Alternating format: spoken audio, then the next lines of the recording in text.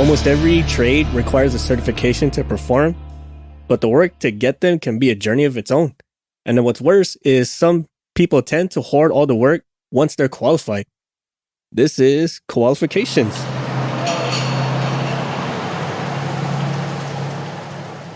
Oh God, I forgot we were actually... Yeah, hey everybody, welcome to the certification episode. And so, hope you liked our lengthy intro. Yeah, so if you guys, if we're actually got like a bonus, we recorded a bonus before this episode, and we were just going ham on it. So we're gonna bring some of that conversation here to the episode. And one of the things that we noticed about getting certain certifications, qualifications, licenses. I actually said qualifications. Holy shit! You did say qualifications. I did say qualifications. Damn it. Anyway. A lot of this stuff can take a while.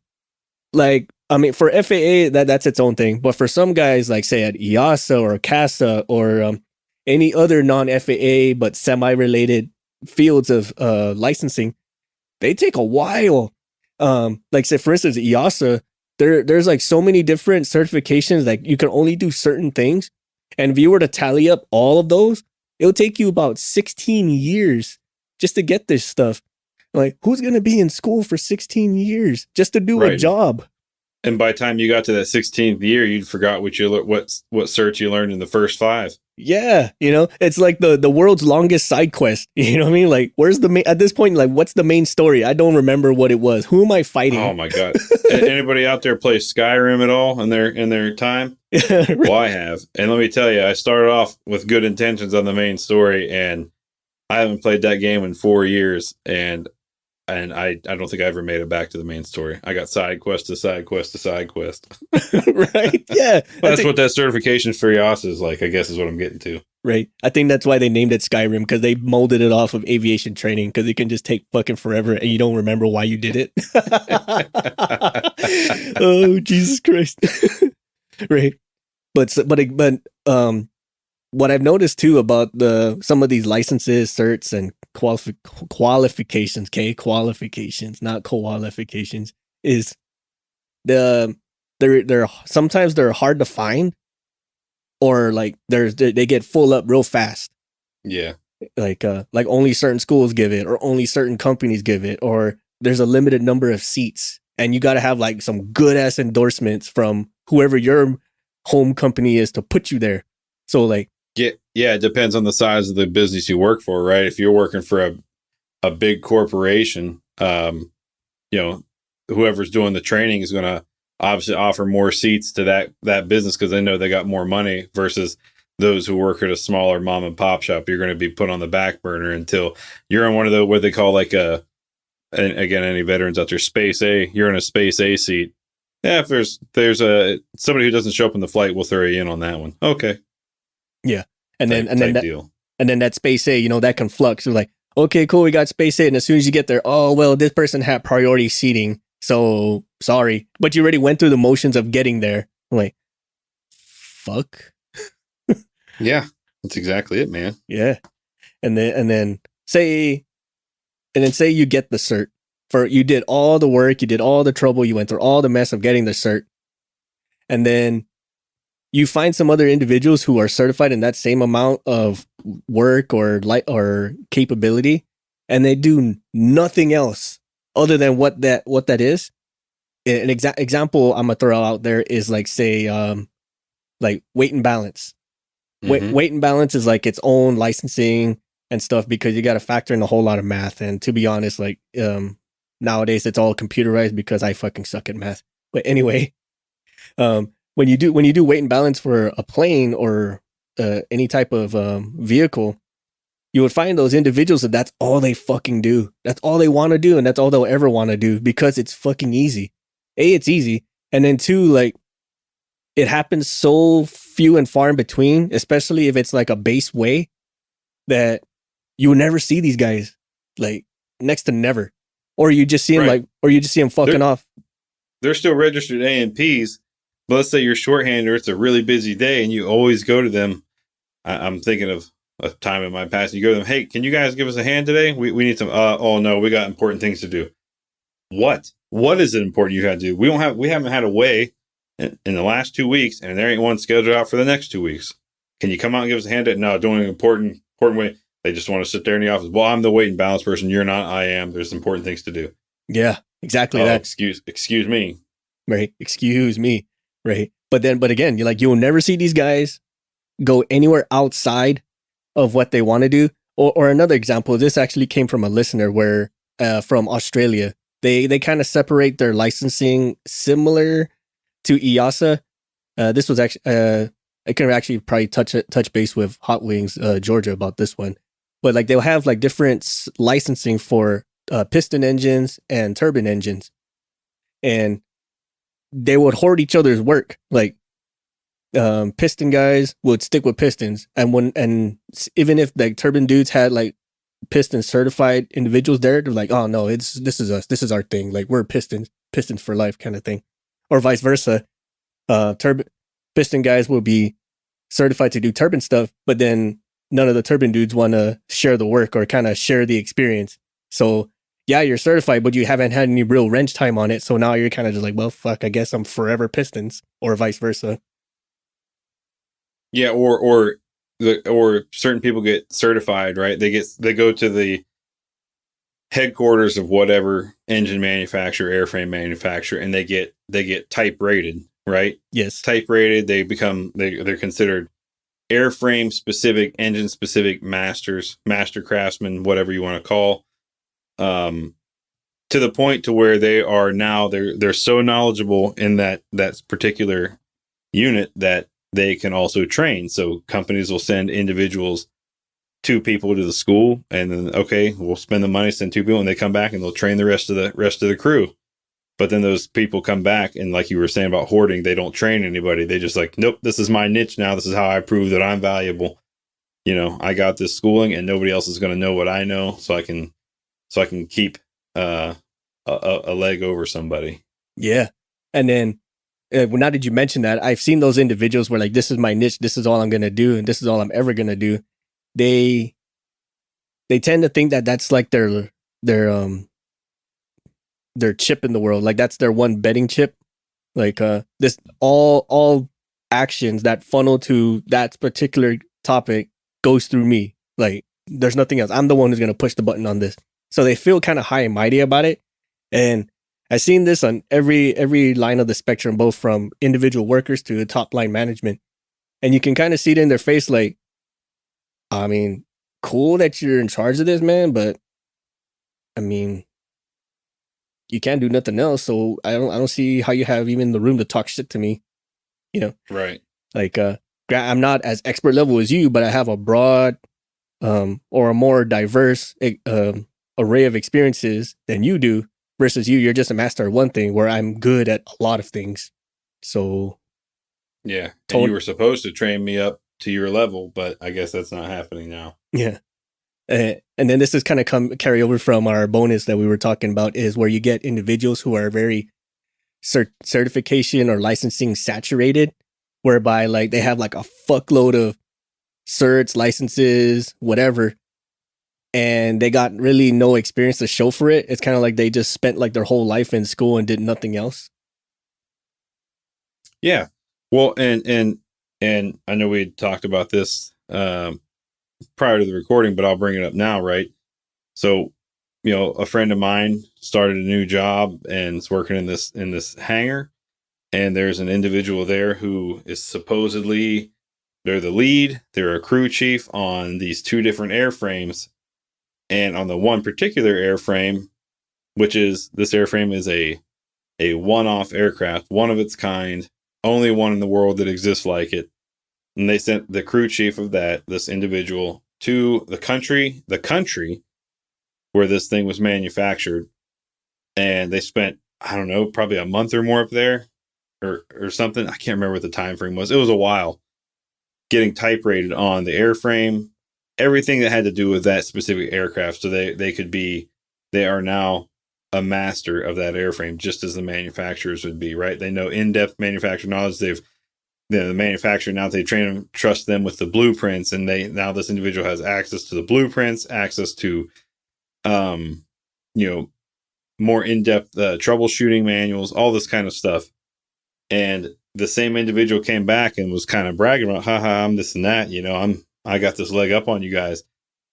But this person went to service on another aircraft, the oxygen, but serviced the oxygen system with nitrogen. And when it was finally realized, because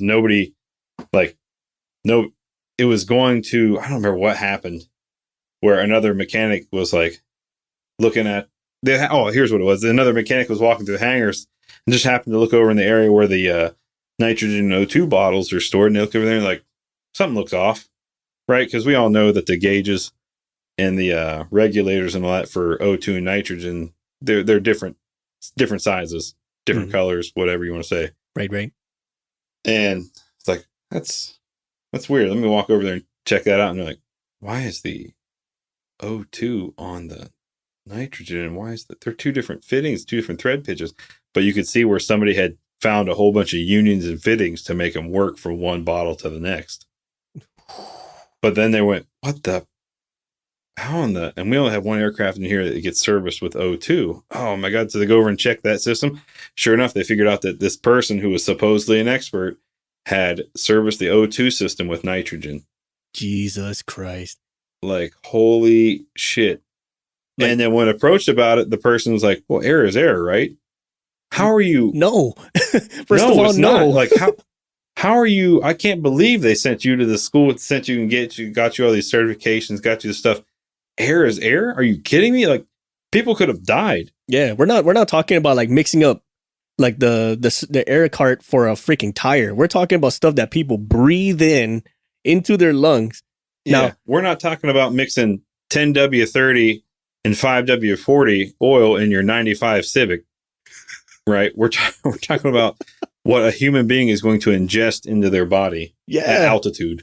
Yeah, I mean, I'm no scientist, but I'm pretty sure if you were to inhale pure nitrogen, something's gonna fuck you up, right? So no, you'll be fucked up. Anyone who's like a flight surgeon or a scientist or a chemist, give us the lowdown. What would happen if you inhaled pure nitrogen, not nitrous, like the laughing gas they give you at the dentist? I'm talking about like full on nitrogen.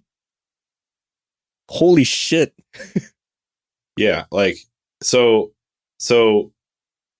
now that person, they've been, okay, so one good thing came out, they've been put on a watch list. They were kind of demoted from their lead position, but they weren't terminated. Like, well, it's not justifiable to terminate. Like, are you serious? 2 individuals could have been killed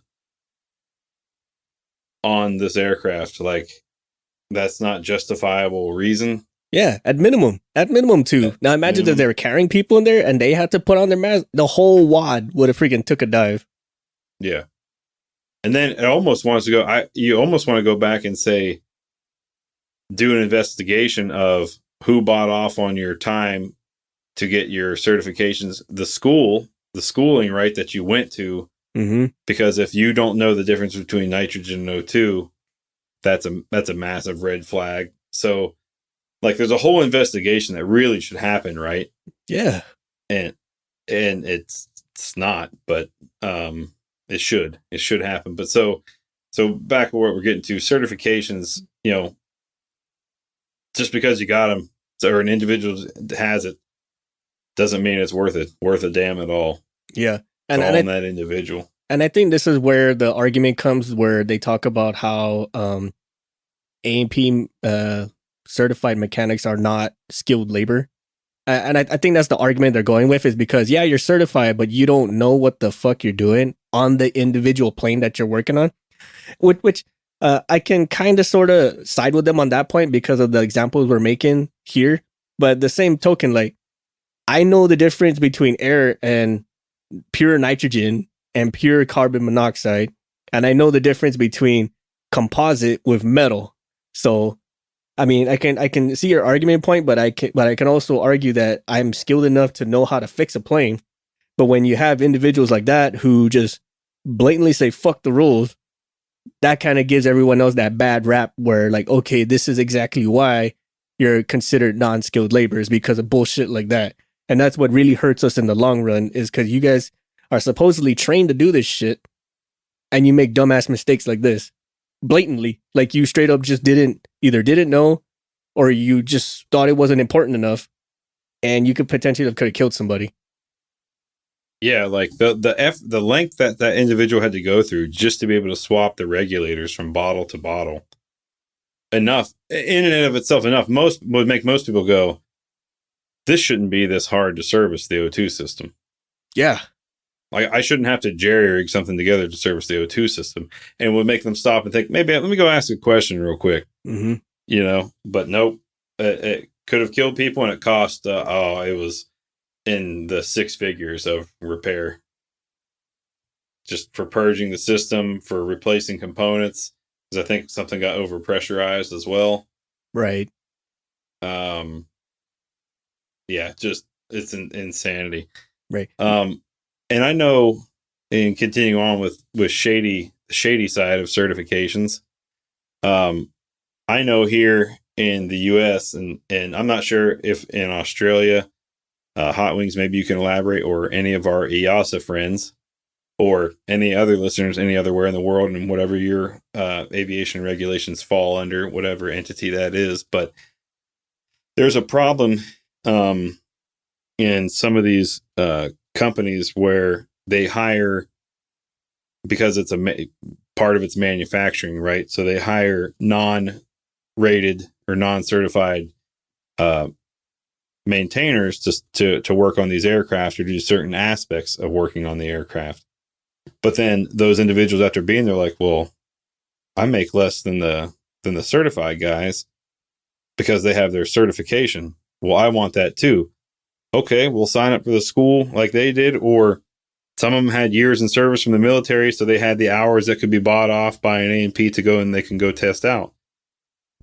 But they're like, yeah, okay, that sounds good. Like, I'm not going to spend all that money to go to school. Fuck that. So they go and type up all this shit, and they go around to anybody with an A&P. Hey, will you sign off my hours? Will you sign off my hours?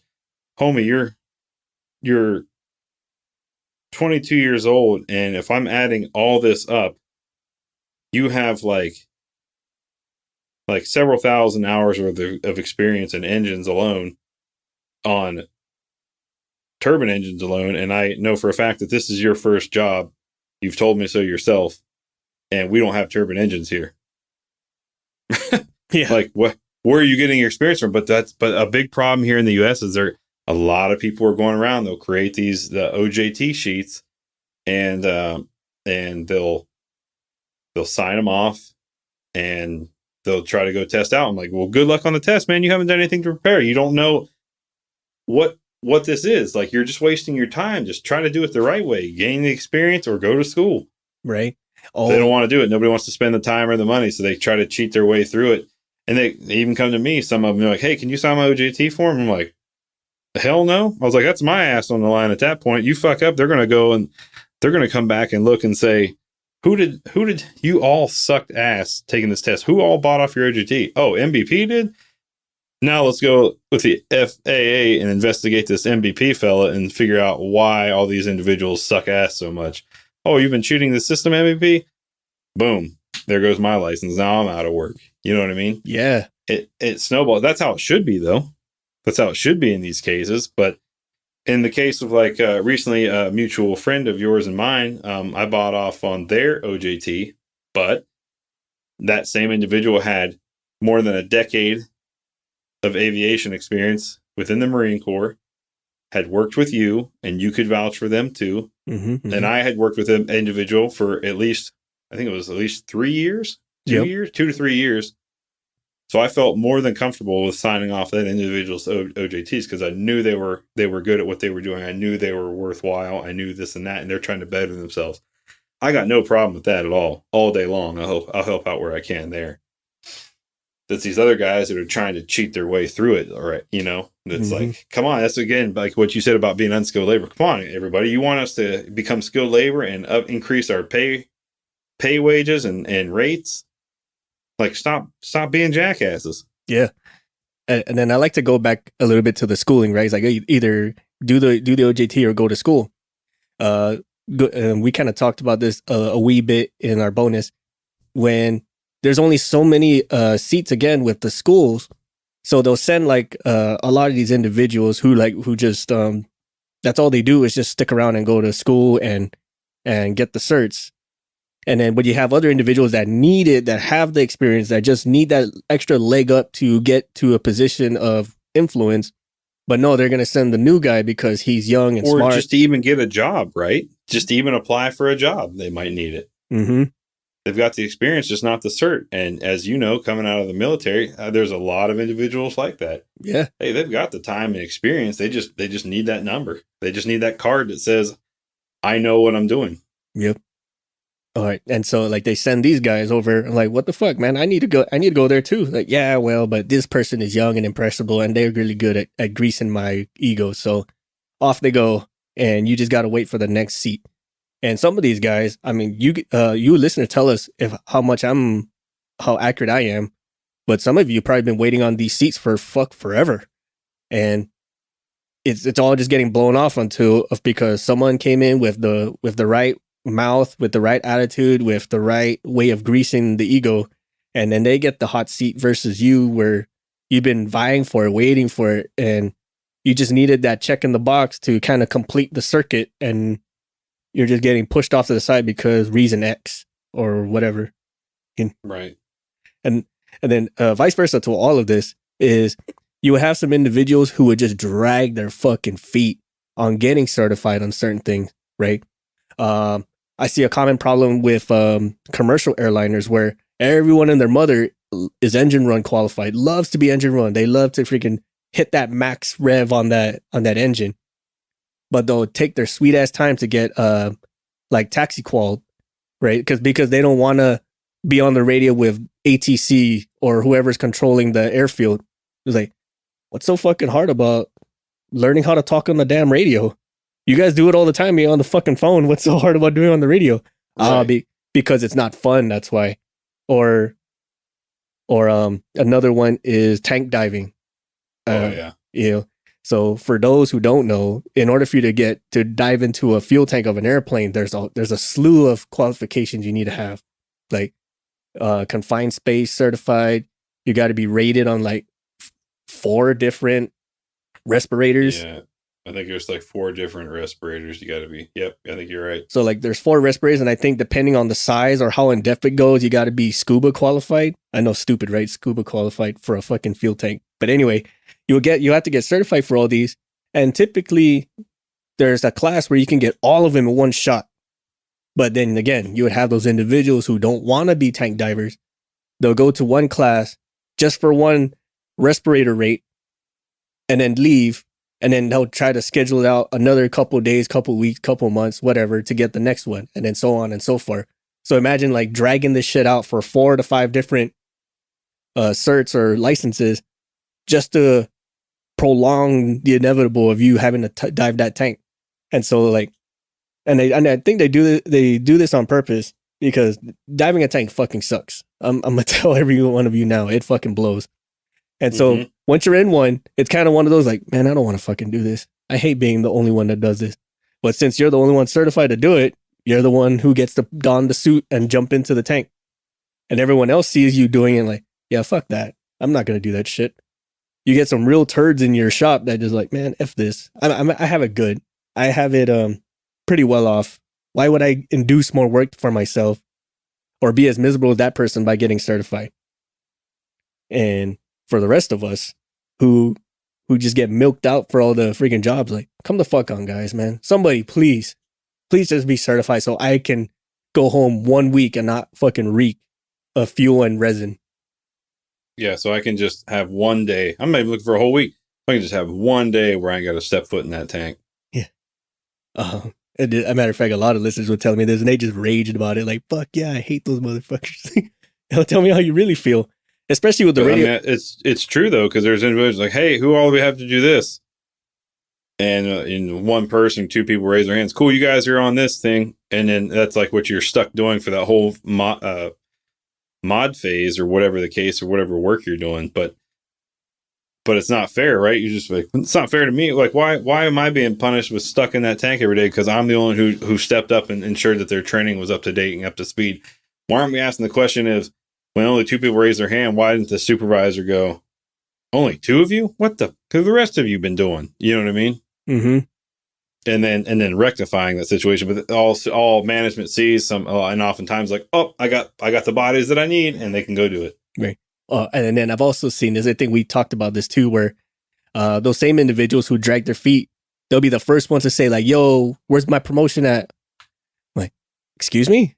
Like, yeah, I've been part of this organization for 6, 7, 20 years or whatever the hell, whatever number you want to come up with. I deserve a promotion. Like, okay, cool. Let's take a look. Do you have all the proper experiences for the next higher grade? And then they go down the checklist like, do you have any of this? Do you have any of that? And then that's when the excuses come up, but they still demand that they get promoted. Like, okay, like show me where your money's at, and I'll show you where the promotion's at. Right. Or hey, I've been here X amount of time. I should deserve this. Well, how come you don't have as many? How come you don't have all of your, let's say, keep on with the tank diving thing? How come you don't have all your tank entry certs as the guy who's been here 6 months? Like, Ooh, what was that person doing that you weren't? ooh. You know what I'm saying? Like that. Those are the questions that really should be asked. That's the down and out of it. Yeah, but yeah, they'll be the first one to raise a fit. It's like, oh, boss doesn't like me. Manager is just trying to hold me down. All the excuses in the world, right? Like, I'm just here to make my own decisions and shit like that. Like, you don't understand how expert level I am in this and this and this. And like, I've done this for you, this and this and this. Like, that's fantastic, bro. I'm not knocking you for how great you've been doing in that, but if you want to be on the next higher tier, you got to have a little bit more exposure in other things, not just learning how to run engines or learning how to do weight and balance or some whatever menial task that everyone else is expected to do from day one. Right. Phew. Yep. That's exactly it, man. Who, man? Like, I think along with if you guys hear the bonus, man, we went on a freaking on a big time rant about this. It's like, holy shit, man. So for those of you out there, man, if you're out there, you're doing what you need to do. You're getting your licenses as expected of your tier level. Let's call it tier level because I keep wanting to say rank, but tier level. Then good on you. And for those of you who are kind of slacking, like at least have a decent reason for why it's not. Because I get it. Like you need to do this school, but you've been on the road for X amount of months, years, whatever. Or you've been trying to get into it, but every time you do, they always try to pick up the younger, more impressionable person or whatever the reason is. If it's out of your control, I understand. But if you're actively trying to skip out of it because you just don't want to get more work, just do us a favor and quit. or yeah, and maybe an individual has a pre-existing health condition. Hey, I don't want to get into tanks because I got X, Y, and Z with my lungs and this and that. And yeah, I'm okay right now, but I just be afraid to get in there. And what if the worst happens? Hey, all right, cool, I got you. Yeah. I understand that too. But if you're just slacking because you're like, no, that's not a me job, even though that's what you were hired to do, then yeah, like Six said, just see yourself out. Yeah, because you're hurting everyone else who wants to get good at this, who wants to do this and needs to do this as a living. So, I mean, I get it. It sucks. There's a lot of jobs that I personally don't like to do, especially more on the paper side of all this stuff, like with quality and mission assurance. Like, there's a lot of stuff that I wish I didn't have to do, but it's not going to get better if no more people come in and kind of help out or become what's the word? Not certified, but knowledgeable on this stuff. Because then it's just gonna keep clogging the pipe flow of all of it. Whew. Oh man, we showed a whole lot of anger on that one. Any final thoughts on this MVP? It's anger inducing. Anger inducing. Oh god damn it! No, I don't really have any final thoughts today. I think we covered it. Not knocking anybody who has a billion certifications and not a lot of experience. But as long as those individuals are still willing to, okay, I have all this, not time to serve, so let me get in there and get my hands dirty and figure it out, and build up the OJT time now, then okay, that's fine. But, volunteer if they're looking for somebody to get a new certification, volunteer yourself, this and that. Hopefully by you volunteering and stepping up, you'll one, gain a certification that you didn't have before and a new skill, but also in management's eyes, you'll be a go-to person. And then when promotion times come around, or even maybe not promotion times, but meritorious increase time comes around, they'll throw a few extra bucks your way.